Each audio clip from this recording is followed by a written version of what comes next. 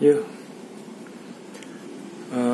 saya bingung caranya buat video biar bisa bagus ya. Kangwin aja, karena saya nggak punya banyak waktu luang.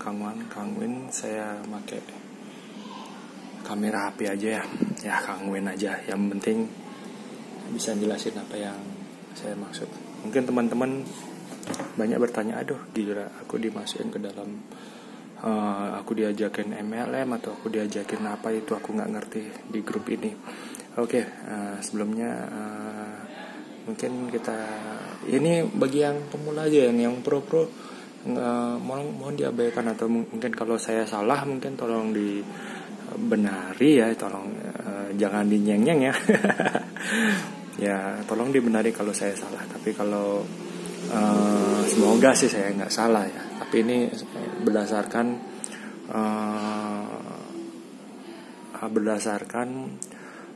daya tangkap saya selama kira-kira 1 tahun lebih ya. Enggak sih, kalau saya mengenal sih tahun 2018 ya, lumayan lah.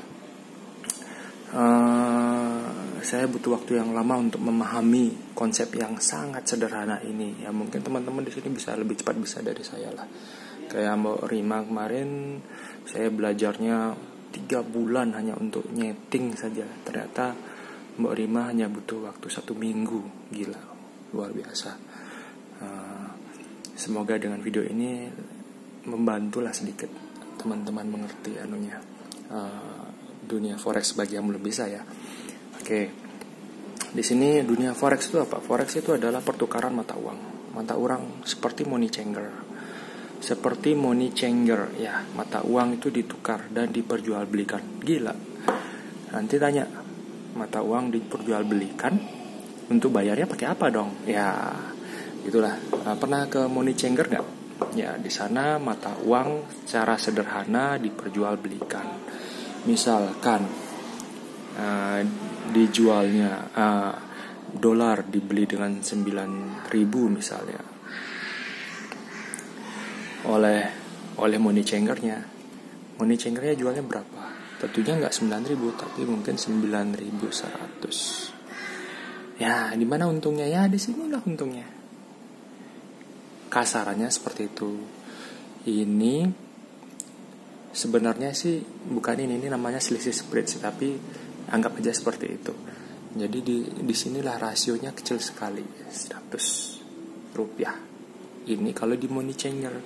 Kalau di dunia forex itu lebih liquid, lebih istilahnya kalau di sini adalah pedagang eceran. Kalau di sini ini adalah pedagang grosiran.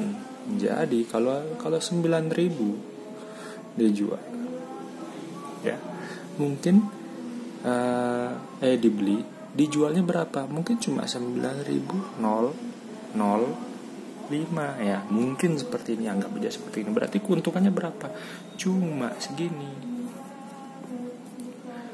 Loh, terus enaknya yang ini dong. Ya silahkan kalau mau buka money changer sendiri, berapa biaya besar, mau gimana ya terserah teman-teman ya. Atau mau ikut yang ini, biayanya kecil ya, hitungan ratusan ribu atau ratusan ribu sudah bisa mulai. Atau mau yang ini, mau ratusan juta, ya terserah teman-teman. Ya seperti itulah kira-kira. Nah, yang diperjualkan belikan ini kecil sekali, sangat kecil ya. Tetapi broker ini membantu trader.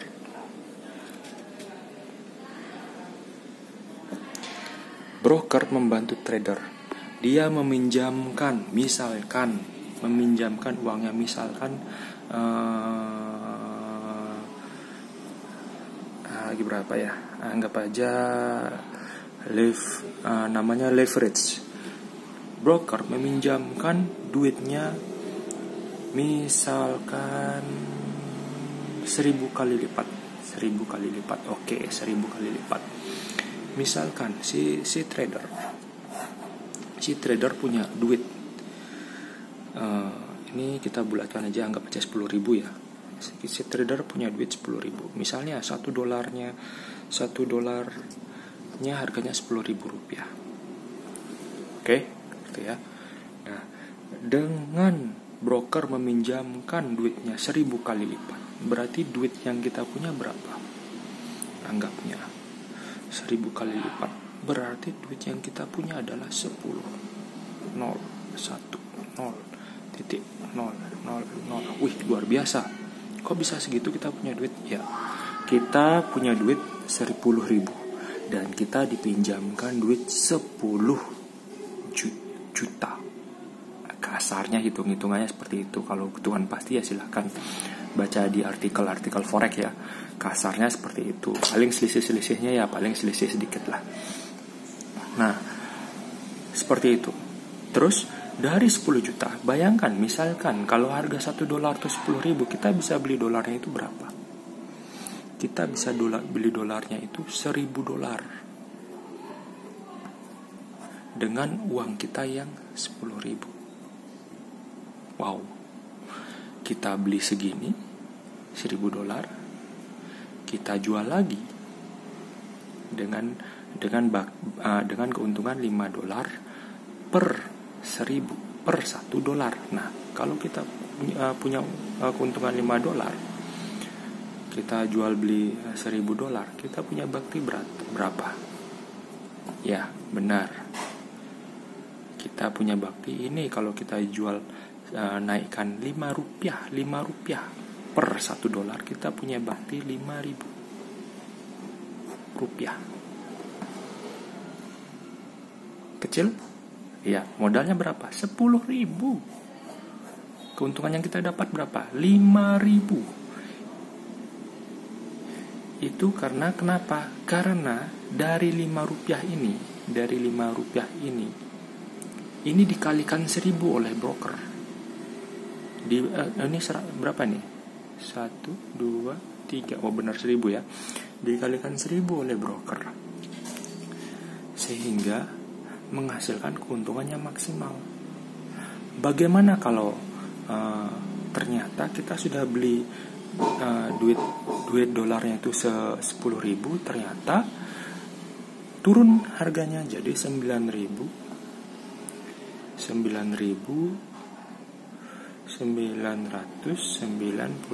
turun $5 aja. Artinya apa? Ya, sama artinya. Berarti kita minus $5.000. Bagaimana kalau turunnya $10 saja turun harga dolarnya? Apa yang terjadi? $10 loh turunnya. Karena kita dari 10.000 ini kita membeli $1.000 yang luar biasa. Akhirnya apa? Akhirnya kita mengalami kerugian min $10.000. Min $10.000. Artinya apa? Min $10.000 ini sudah sama dengan modal awal kita. Inilah namanya MC. Hati-hati. MC adalah, ya entahlah, di banyak artikel MC adalah penyelamat, broker menyelamatkan trader dan lain sebagainya. Ya itu terserah teman-teman. Tapi MC artinya adalah mati cuk gitu katanya. Margin call, arti sebenarnya adalah margin call. Artinya apa? Si broker menarik dananya kembali. 10 juta ini ditarik sama 10 juta ya benar 1.000 kali lipat dari dananya kita ditarik oleh brokernya. Broker juga nggak mau rugi yo. Artinya apa? Sisa yang tersisa adalah modalnya kita sejumlah 10.000. Modal kita sejumlah 10.000. Kita mengalami kerugian 10.000. Artinya apa? Mati cok. Gitu artinya. Itu konsep dasar dari forex. Terus hubungannya apa dengan robot? Oke. Forex zaman sekarang trader itu modal minimal trader untuk melakukan perdagangan pada pasar liquid itu $100.000 untuk membeli satu lot. Wih, terus hitungan apa lagi itu? Udah, nggak usah dihitung-hitungan seperti itu.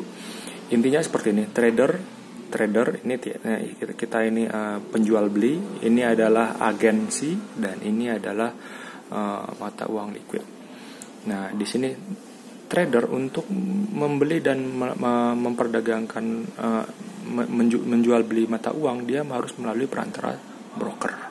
Broker ini adalah salah satunya adalah Aksim. Terus siapa saja yang mempengaruhi penjualan mata uang? Negara mengambil andil dalam naik turunnya suatu mata uang. Bank, broker, instansi keuangan itu apa? Misalnya money changer atau perusahaan besar yang eksportir dan importir dan lain sebagainya, yang membutuhkan mata uang untuk berinteraksi dengan negara tersebut. Jadi itu akan mengakibatkan naik turun mata uangnya itu. Inflasi deflasi, yaitu mungkin teman-teman sudah biasa dengar itu. Ya, kita bukan fokus di sana, kita fokus di sini. Trader melakukan jual beli mata uang dengan harapannya adalah mencapai keuntungan. Jadi trader menyerahkan modalnya kepada broker daripada broker, dan kemudian dari modal tersebut trader melakukan jual beli melalui aplikasi yang disediakan broker, yaitu MT4 atau MT5 atau si trader, yaitu banyak sekali aplikasinya.